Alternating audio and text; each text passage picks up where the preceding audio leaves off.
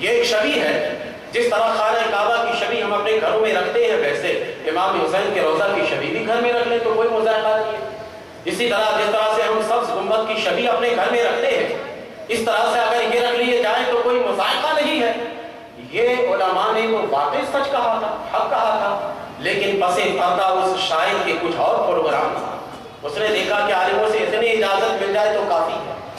اسی وجہ سے علماء محتاطین آج کہتے ہیں کہ اگرچہ آپ جو تعزیہ بناتے ہیں اور اس تعزیہ کی شبیہ امام حسین رضی اللہ تعالیٰ عنہ کے روضہ کی شبیہ سے مشابہ بھی ہو اور کوئی لفظیات قسم کے بھی حرکات و سکنات آپ نہ کرتے ہوں، تب بھی اب زمانہ ایسا آ گیا کہ اس کی بھی اجازت آپ کو نہیں ہوگی۔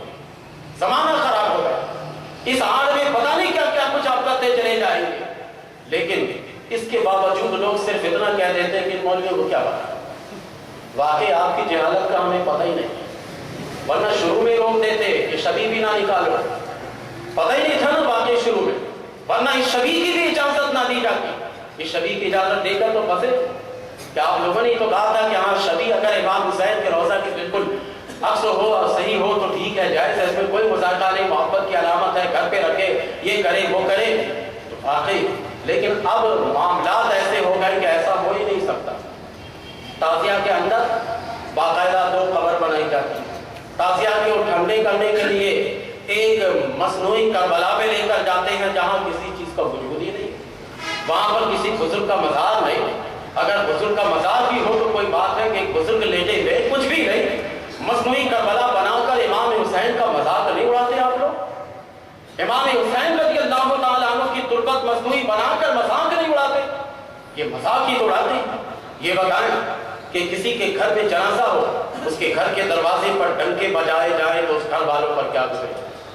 کیا آپ بتائیں کہ امام حسین رضی اللہ تعالیٰ عنہ کی محبت میں ڈنکے بجاتے ہیں اور کہتے ہیں کہ امام حسین سے محبت کی علامت ہے؟ جو یہ کہے اس سے کہنا کہ میں عملاً تم کو اس کا جواب دینا چاہتا ہوں۔ اس کے گھر میں جب کسی کا انتقال ہو جائے 3-4 ڈھول والے کو لے کے جائیے اور اس کے گھر کے دروازے پر بجانا شروع کر دے، کہیے گا کہ جو تم نے محرم میں ہمیں جواب دیا تھا، میں نے عملاً سوچا تھا کہ آج میں تم کو اس کا جواب دوں، لو اب میں جواب دے رہا ہوں۔ اگر تمہیں یہ اچھا نہیں لگ رہا ہے کہ تمہارے گھر میں کسی کا انتقال ہو جائے اور دروازے پہ ڈھول بجائے جائے تو حسین کے شہادت پر ڈھول بجاتے ہو تو اچھا لگتا ہے؟ حسین کی شہادت پر تاشے بجاتے ہو تو اچھا لگتا ہے تمہیں؟ حسین کی شہادت پر تماشے لگاتے ہو تو اچھا لگتا ہے؟ حسین کی شہادت پر طرح طرح کے لوگ بنتے ہیں، کوئی یزید بنتا ہے، کوئی کچھ بنتا ہے، کوئی کچھ بنتا ہے، اور اکھاڑے لگائے جاتے ہیں، محفل لگائے جاتے ہیں۔ انہی اکھاڑے والے سے اگر پکڑ کے ایک بات سے آپ کہہ دیجیے کہ تم نے حسین کے نام پہ یہ سب کچھ کیا ہے، ہاں حسین کے نام پر۔ دیکھو لوگ مسجد میں نہیں آتے نماز کے لیے، نماز مسجد کے قریب ڈھول بجاتے، ذرا آؤ حسین کے نام پر ایک ڈھول بجانے والوں کو دور کر دو، آئے گا کوئی؟ بلکہ یہ خود بجاتا۔ میں یہ کسی پر طنز کرنے کے لیے نہیں، اور الحمدللہ علی احسان ہی مجھے اس پر فخر رہتا ہے کہ ہم اپنے علاقے میں جب بھی اس قسم کی تقاریر کرتے ہیں تو ہمارے علاقے میں اس کا اثر پڑتا ہے۔ ہمارے علاقے میں اب یہ ناپید ہو گئے، ختم ہو گئے۔ 1-8 گھنٹہ جو آپ کو نظر آتے ہیں انشاءاللہ وہ بھی ختم ہو جائیں گے، انشاءاللہ وہ بھی ہو جائیں گے۔ یہ جو اکھاڑے کل آپ دیکھیے گا نا، وہ ہمارے علاقائی اکھاڑے نہیں ہے، یہ باہر سے آتے ہیں۔ اب ان کا ہم تو علاج کرنے سے رہیں، البتہ یہ سی ڈی بن رہی ہے، یہ سی ڈی عام کیجیے آپ، اس کی کیسٹیں آپ عام کیجیے آپ۔ ہمارے علاقے میں الحمدللہ بہت بہترین ماحول ہو گیا، مسجد کے قریب اب کوئی ڈنکے نہیں بجائے جاتے، بلکہ ان کو سمجھاتے ہیں تو وہ سمجھ بھی جاتے ہیں اور حد سے تجاوز نہیں کرتے ہیں۔ تو اسی طرح سے ہر علاقے کے امام کی ذمہ داری ہے، یہی تو جہاد ہے اماموں کے لیے۔ آپ اپنی امامت کی پرواہ نہ کیجیے، حسین کی محبت پانا اور حق بات کہہ دیجیے آپ، لیکن حق بات کہیے ایک ادب کے دائرے میں رکھتے ہیں، ادب سے تجاوز مت کیجیے۔ کسی کو تھپڑ مار کر اگر اسے آپ اس کے منہ میں ایک مٹھائی بھی ڈال دیجیے گا تو وہ مٹھائی اسے میٹھی نہیں لگے گی، آپ نے تھپڑ مارا۔ تو اسی طرح گفتگو آپ سنجیدہ کر کے اسے سمجھائیے اور اسے بتائیے کہ بھائی حسین کی محبت، حسین سے تم بھی کرتے ہم بھی کرتے۔